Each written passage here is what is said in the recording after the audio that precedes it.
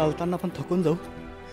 आणि हे लोक बघा त्यांच्या डोक्यावर एवढं ओझं घेऊन त्यांच्या शेतात जात आहेत.